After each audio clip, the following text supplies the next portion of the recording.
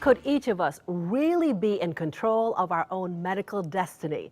Our next guest says when we embrace a healthy lifestyle, you'll not only feel better, but you can reduce the risk of chronic disease by 80%.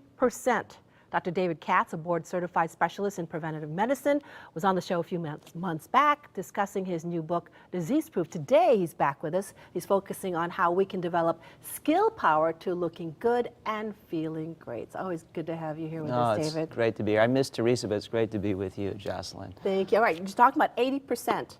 What are we talking about here? That's amazing. And, you know, the danger with books somebody's trying to sell is, you know, the easy way to do that is to make a false promise. This is totally valid. I have no interest in false promises. I am a scientist. I want the truth. I want to share the truth. The science is incredibly strong and incredibly consistent. Study after study in populations around the world. If we eat optimally, and we need to talk more about what that means, exercise regularly, by virtue of doing those two things, manage our weight, don't smoke, and get a few other fairly easy things right, sleep enough, manage our stress, have loving relationships in our lives, we can reduce total lifetime risk of all chronic disease. So we're talking heart disease, cancer, stroke, diabetes, dementia, all the bad stuff, by 80%. Every study shows the same thing. It's incredible. So it's the truth. The difficulty before us, and you know, we're in New Year's resolution season, yes, we are. It's the right time. The difficulty before us is how do you get there from here? It's not can we. We can. We have the knowledge. The challenge is applying that knowledge, and that's what I want to help people do. All right, you talk about skill power and willpower, that you need to have both. Yes. For it to really work. Absolutely. And I'm inclined, Jocelyn, to invoke Thomas Edison. You know, you gotta love Edison because, you know, if it weren't for him, we'd be in the dark, literally and figuratively. Of course, the inventor of the light bulb and numerous other things. And Edison famously said that genius, and of course he was a genius, is 1% inspiration, 99% perspiration.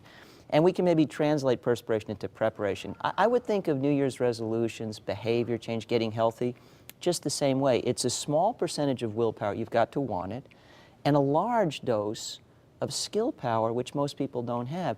The problem with resolutions, I think, is they are a jump to the conclusion. So, you know, I want to be thinner, I want to be healthier, I want to get to the destination.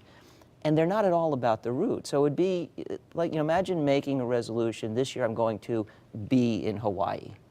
But you don't plan the vacation. You don't buy the tickets. You don't take any of the steps that will actually get you there. That's how people make resolutions. The skill set is step by step what it takes to actually get there. And I think that's what we need to focus on, the process. So you're saying that people fail their resolution because they just don't have the skill power. Well, you know that as well as I do. And you know, the literature says the same. I mean, very few resolutions survive to see the crocuses come up, right? So, you know, you make them in January, they're over by February. We can fix that. But I would say, you know, let's say you want to lose weight or find health. The things that you ought to resolve to do involve learning how. So I'm going, let's say exercise. I'm going to learn all the different options I have for effective exercise. I'm going to assess my schedule daily, weekly, monthly, and for the year and figure out where will exercise fit in so I can do it regularly between now and a year from now so that next year at this time I don't have to make the same darn resolution all over again. Same thing with diet. I'm not just going to resolve to lose weight. I'm going to resolve to learn what is healthy food. How do I have it in my refrigerator and pantry? How do I satisfy my family with it? What are some economical, convenient, tasty, nutritious recipes I can learn?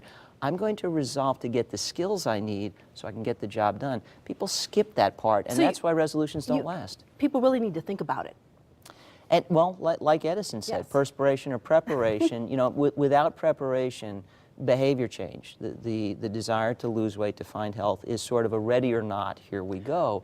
The science of behavior change tells us it's exactly the opposite. You've got to be ready before you go if you want to have any hope of reaching your destination. Let's give some folks specific things that they need to be doing. You have the disease-proof to-do list in your book. You say plan ahead and take charge of your eating habits at work by bringing your own meals and snacks. You've seen me do this. Absolutely. You've been to my home, you've been to my office, so you know everywhere I go I've got an insulated snack pack.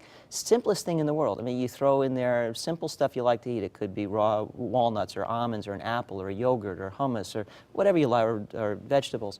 But something quick, easy, but nutritious. And the idea, Jocelyn, is when you get hungry, you've decided what to have at your fingertips, not somebody you don't know who stocked a vending machine. And what I say about that is let an apple be your umbrella. You don't go out in the rain and just hope to stay dry. You take charge. Do the same thing with your diet. Okay, specifically when it comes to exercising, what should people need to do? Well, first of all, find what you like to do. I mean, there are all these questions about what's the best exercise. You know the answer. The one you actually do, The one right? you like. So, yeah, if you're allergic to spandex, there should be no spandex involved. It could be dancing. It could be walking. It could be walking with your dogs. It could be walking with a friend. It could be playing with your kids. It could be almost anything you like to do. So think about your schedule. You need to know where it fits in. Think about whether it's going to be all at one time or interspersed throughout the day. Think about the kinds of things you like to do. Think about changes in the weather. I like to be outside, but when 0 degrees, it's not so pleasant. So have an indoor alternative. Plan ahead. Accommodate your preferences, and then exercise isn't onerous. In fact, it really cultivates a native animal vitality. It feels good. I wish we had more time, David. As you know, we could talk about this for many, many hours. The book, again, is Disease Proof, The Remarkable Truth About What Makes Us Well. And where can we get the book? Just about everywhere books are sold. Online, Amazon.com, Barnes & Noble, bookstores, the usual places. Wonderful. Thanks again. Thank you, Jocelyn. Happy New Year. Happy New Year to you, too. Up next, Chef Sherry Swanson brings a little good luck to the kitchen. We're making pot stickers when Connecticut Style returns.